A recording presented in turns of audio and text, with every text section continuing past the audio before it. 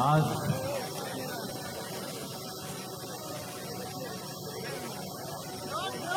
ज्या लोकांनी आयुष्य वेचलं, ज्या लोकांनी संपूर्ण कुटुंब बाजूला ठेवून कोणाचा मुलगा तर कोणाचा नवरा गमवला,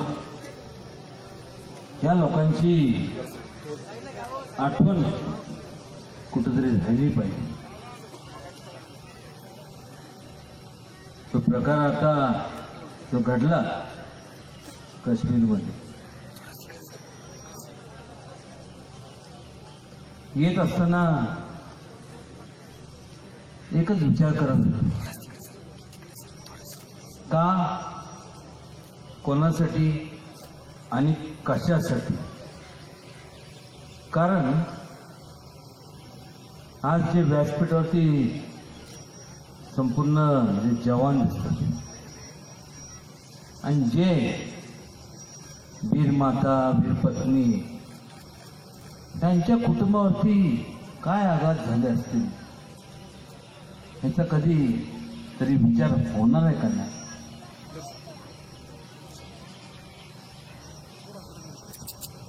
येत असताना एक विचार करत होतो, आज आपण कार्यक्रम साजरा करत असताना आत्ता सुद्धा एक किमान कोणतरी शहीद होत असेल आणि कशा करता, कोणा करता आणि का, हा प्रश्न नेहमी माझ्या मनातल्या मनात मी स्वतःला विचारतो. कारण मगाशी अनेकांनी संपूर्ण त्यांचं मनोगत किंवा विचार मांडले, पण खऱ्या अर्थाने आज आपण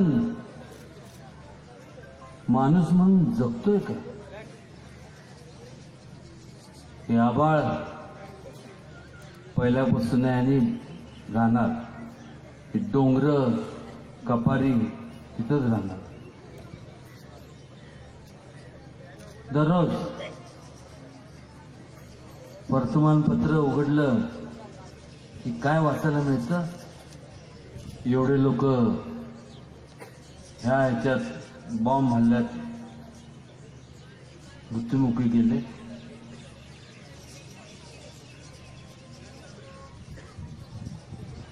हे सगळं करायला फार अक्कल लागत नाही, पण संरक्षण तुमचं आमचं करायला त्याला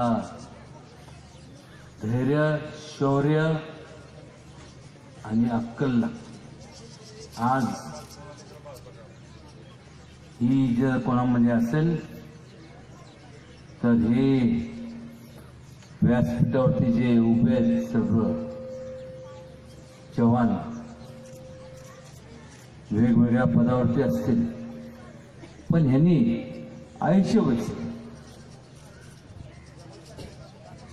पण मात्र काय, सरकारने दिलं काय, आर्मी. वाव, चांगलंय. नेहमी पुण्यामध्ये मोठे पोस्टर बघतो तर काय लिहिलं, वी लीड यू फॉलो. एक ब्रीद वाक्य, पण मात्र कुठेतरी ह्याचा विचार झाला पाहिजे. कारण ज्या वेळेस जगले आणि परत आल्यानंतर कुठल्याही त्यांना काही आधार नसतो. एक तर अख्खं कुटुंब सोडून सीमेवरती जायचं, दुसरं प्राणाची बाजी लावायची आणि तिसरं जगलं परत यायचं आणि चौथं आल्यानंतर काय तर प्रत्येक जण म्हणतात लाईनीत उभं राहा, तुम्ही रांगेत राहा. ही जर रांग त्यावेळेस जे बोलतात, जे अधिकारी असतील किंवा जे सहकार क्षेत्रात किंवा गव्हर्नमेंट मधले आमदार खासदार जे म्हणत असतील त्यांनी थोडंसं विचार करायला, कुठेतरी ह्या संपूर्ण लोकांच्या बाबतीत एक ठोस निर्णय घेतला पाहिजे. आज paramilitary forces, BSF, border security force, त्यांना अजून सुद्धा कळत नाही आपण काय करतोय. कारण की संपूर्ण सगळं इन्फ्रास्ट्रक्चर पासून सगळं हे करत असताना दाद त्यांची घेतली जात नाही. ही खंत ह्या लोकांची आहे. फक्त बोलून दाखवतो, हे बोलून दाखवत जरी नसले तरी एक उदासीनता या सगळ्यांच्या मनात आहे. आज नेमकं ह्याचं वीर स्मरण दिनाचं औचित्य साधून फक्त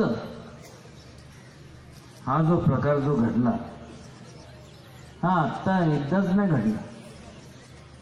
ह्या वेळेस थोडंसं मोठं त्याची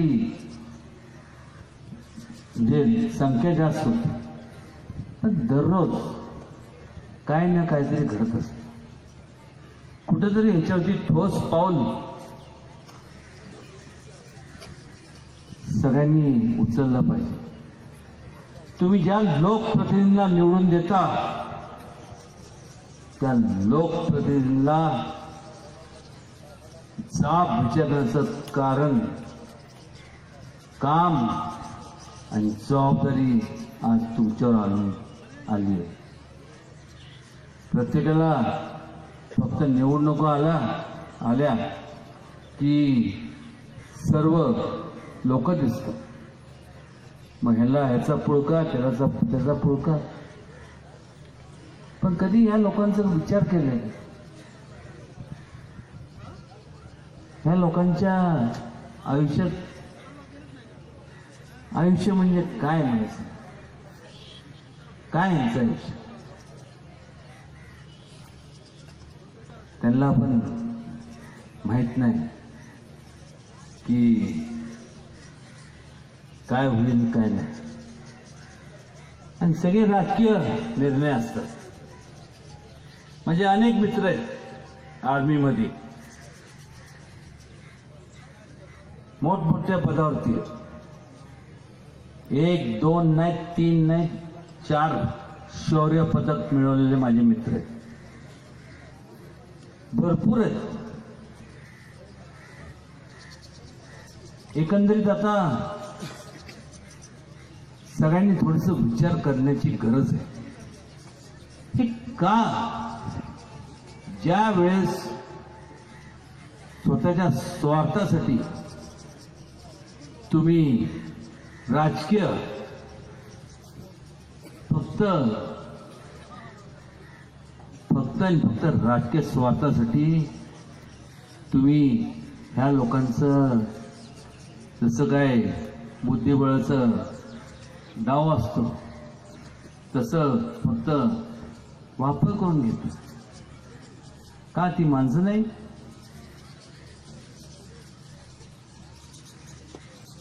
अनेक उदाहरण बोलायला लागलो तर तास 2 तास नाही, संपूर्ण रात्र गेली, सकाळ पाठ होईल. इंडियन पीस कीपिंग फोर्स बघा, तमिळ टायगर्स हे संपूर्ण जे घडलं आणि जे आता घडत आहे ह्याला कुठेतरी आळा तुम्ही लोकांनी घालला पाहिजे. मिळमिळीत बोलणं माझं काम नाही. आणि मी कधी बोलणार पण नाही. पण कधीतरी ह्या सर्व नेते मंडळींनी थोडासा विचार केला पाहिजे आणि एवढी जरी थोडीशी लाज असेल ना तर अंतःकरणातनं त्यांनी विचार केला पाहिजे की जर आपण त्या कुटुंबात असतो तर काय अवस्था झाली असते. आणि त्यामुळं ही लोक वेगवेगळ्या पदावरती असतील, कोण मेजर असेल, कोण कर्नल असेल, ब्रिगेडियर, हे ते जे काय असेल, ह्या लोकांचा जो त्याग आहे त्याचं मोजमाप कुठल्याही म्हणजे वजन काट्यात होऊ शकत नाही. आणि त्यामुळं खऱ्या अर्थात आज मगाशी माझे मित्र संपूर्ण सुनील काटकर असतील, पंकज असेल, अमोल, हे सगळ्या लोकांनी जी क्लिप तयार केली की तुम्ही होता म्हणून. खरंय, आज सुद्धा ते आहेत म्हणून.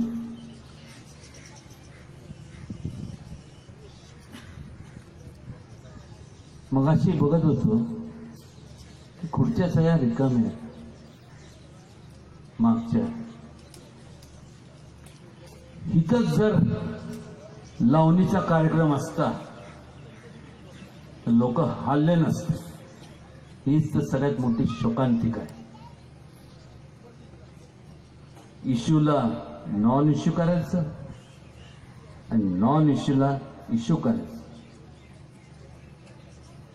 खरोखरच मगाशी माझ्या मनात तसं वाटलं की समजा इथं जर बॉम्ब पडला तर लोकांना कळेल आणि तर लोक धावून येतील ह्या लोकांकडं. काय चाललंय, जग कुठं चाललंय, आपण कसं वागायचं. प्रत्येकाला वाटत असेल की आता 9:30 वाजलेत, चला जेवायची वेळ झाली. कधी विचार केलाय की ह्या संपूर्ण लोकांनी अन्न न खाता संपूर्ण तुमच्या आमच्या सगळ्यांच्या संरक्षणासाठी सगळं प्राण पणाला लावून मुलाबाळांची काळजी न घेता, बायकोला पण न विचारता हे पुढं आले. कशा करता? ह्यांना हौस होती म्हणून नाही, कुठंतरी ह्यांना एकच वाटत होतं की ठीक आहे, आपलं काय जरी झालं तर तरी बाकीचे लोक सुरक्षित राहिले पाहिजे. आणि आपण यांच्या सुरक्षेच्या बाबतीत काय करतो, किती आपण यांचा सन्मान करतो. का त्यांना असं वाटू नये किंवा असं म्हणलं तर चुकीचं ठरणार नाही की जर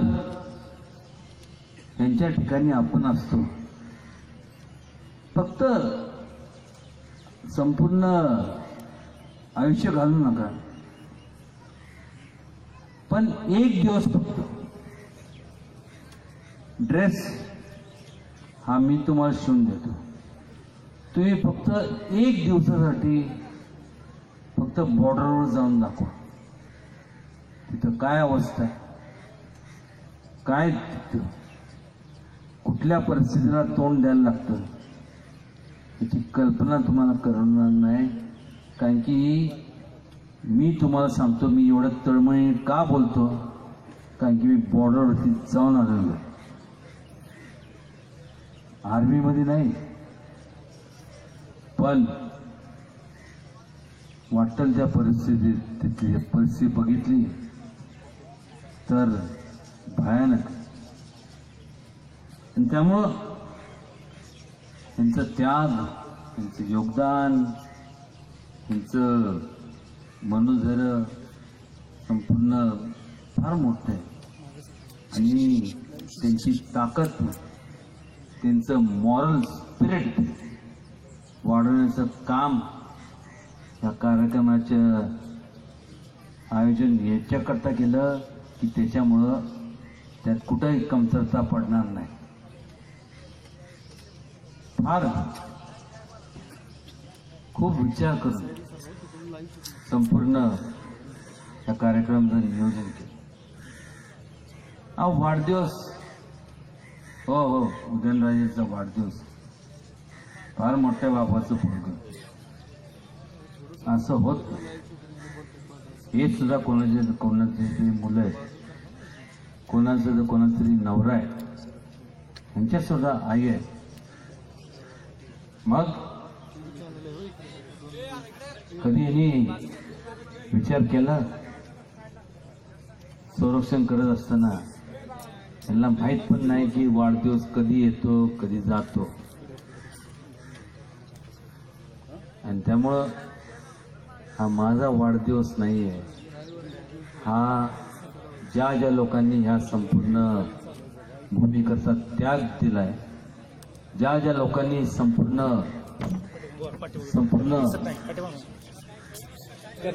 स्वतःच अर्पण केलं जीवन, या सर्वांचा आज हा वाढदिवस आहे असं विनम्रपणे या ठिकाणी मला सांगू असं वाटतं. आणि जी म्हणून या अगोदरपासून तसं शिवाजी महाराजांनी कधी भेदभाव केला नाही. त्यांचाच वारसा सांगत असताना वारसा सांगून चालत नाही, पण त्यांचा वसा पुढं घेत असताना कुठेही कमी पडणार नाही. त्याचं नाव आहे उदयनराजे.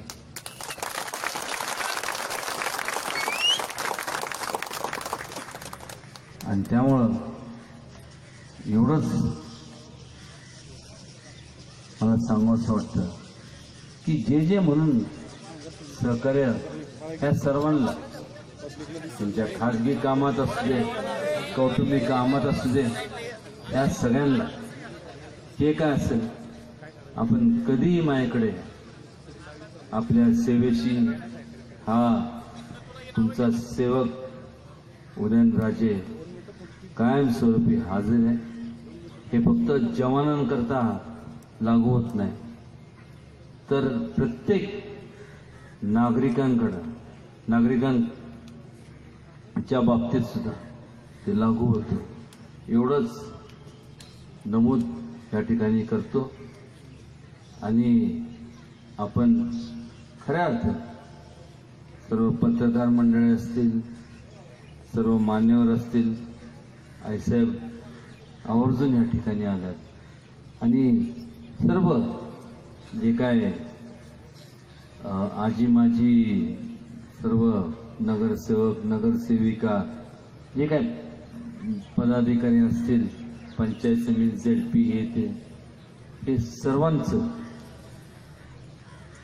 मनापासून आभार मानतो. कारण की तुमच्याशिवाय, सगळ्यांच्या सहभाग असल्याशिवाय हा कार्यक्रम एवढ्या मोठ्या प्रमाणावरती पार पाडला नसतं, ते पाडू शकलो नसतो. आणि त्यामुळं आपल्या सगळ्यांचं स्वागत आणि मनापासून या ठिकाणी या सर्व लोकांचं जे गौरव करण्यात आलं याकरता आपण आलात. आणि आपल्या खऱ्या अर्थाने उपस्थितीमुळं या संपूर्ण कार्यक्रमाच्या शोभेत भर पडला. आणि त्यामुळंच आज हे सगळे जे जवान आहेत या ठिकाणी आले, त्यांचं खरंच झालं मनापासून व्यक्तिशः माझ्या वतीने, आमच्या कुटुंबाच्या वतीने आपल्या सगळ्यांचे मनपूर्वक आभार मानतो आणि फार न बोलता एवढंच सांगतो की